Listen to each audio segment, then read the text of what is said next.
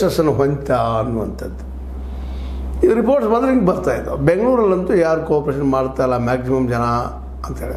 ಮತ್ತು ಬೆಂಗಳೂರಲ್ಲಿ ಹೆಚ್ಚಿಗೆ ಮೆಟ್ರೋಪಾಲಿಟನ್ ಏರಿಯಾ ಅದು, ಕೆಲವೊಂದು ಶ್ರೀಮಂತ ಏರಿಯಾಗಳಿದ್ದಾವೆ, ಅಲ್ಲಿ ಯಾರು ಭಾಗ ತೆಗಿಯೋಂಗಿಲ್ಲ, ಹೊರಗೆ ನಾಯಿಗಳಿವೆ, ಎಚ್ಚರಿಕೆ ಅಂತ ಬೋರ್ಡ್ ಹಾಕಿರ್ತಾರೆ ಅಂತೇಳಿ ಅನೇಕ ಶಿಕ್ಷಕರು ವರದಿ ಮಾಡ್ತಾರೆ. ಮತ್ತು ಸ್ವತಃ ಶಿಕ್ಷಕರಲ್ಲಿ ಭಾಳಷ್ಟು ಜನ ಸರಿಯಾಗಿ ಸರ್ವೆ ಮಾಡಲಿಕ್ಕೆ ಮನಸ್ಸಿಲ್ಲ ಅವ್ರಿಗೆ.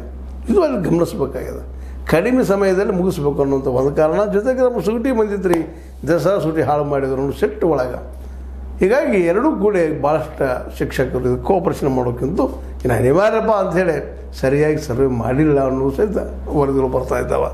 ಮನೇಲಿ ಎಷ್ಟು ಜನ ಇದ್ದಾರೆ, ಅವ್ರು ಯಾರು, ಏನು, ಎಂತು, ಅವ್ರ ಬಗ್ಗೆ ಪ್ರಶ್ನೆ ಕಡಿಮೆ ಆಗಿದೆ ಅಂತೇಳಿ ತಿಳಿತಾ ಇದ್ದಾವೆ. ಯಾಕಂದರೆ ಇದು ಮಾಡಿದ ಉದ್ದೇಶ ಕೆಟ್ಟಲ್ಲ. ಯಾಕೆ ನಾವು ಹಿಂಗೆ ತಿಳ್ಕೊಳ್ತಾ ಇದ್ದೀವೋ ಗೊತ್ತಿಲ್ಲ.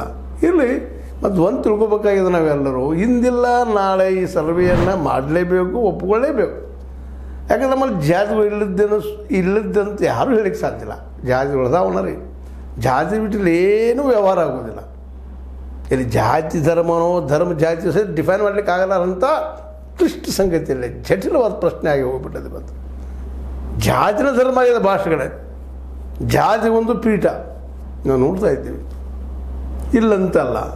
ಹೀಗಾಗಿ ಜಾತಿ ಧರ್ಮದ ರೂಪ ಪಡೆದದು. ಇವತ್ತು ಧರ್ಮದ ಜಾತಿ ರೂಪ ಪಡಿತು, ಅದು ಡಿಸ್ಕಷನ್ ಮಾಡುವಂಥ ವಿಷಯ. ಏನೂ ಇಲ್ಲ. ಅದಿದ್ದಾಗ ಎಷ್ಟು ಜನ ಇದ್ದಾರಪ್ಪ ಅವ್ರು ನಾವು ಏನು ಸವಲತ್ತು ಕೊಡ್ಲಿಕ್ಕೆ ಸಾಧ್ಯ ಇದೆ. ಯಾಕಂದರೆ ಲೋಕ ಕಲ್ಯಾಣಕಾರಕವಾದಂಥ ನಮ್ಮದು ಏನಪ್ಪ ಕಾನ್ಸ್ಟಿಟ್ಯೂಷನ್ಸ್, ಪ್ರಜಾತಂತ್ರದ ಇಲ್ಲ. ಪ್ರತಿಯೊಬ್ಬರಿಗೂ ಬದುಕು ಹಕ್ಕು ಕೊಡಬೇಕಾಗಿದೆ. ನಮಗೆ ರಾಜಕೀಯ ಸ್ವಾತಂತ್ರ್ಯ ಸಿಕ್ತು, ಎಲ್ಲರಿಗೂ ಒಂದು ಓಟ್ ಅಂತೇಳಿ. ಭಾಳ ದೊಡ್ಡ ಸಾಹಸ ಇಲ್ಲದ್ರೆ ಆಗ್ತಿರಲಿಲ್ಲ. ಅಂಬೇಡ್ಕರ್ ಅವರು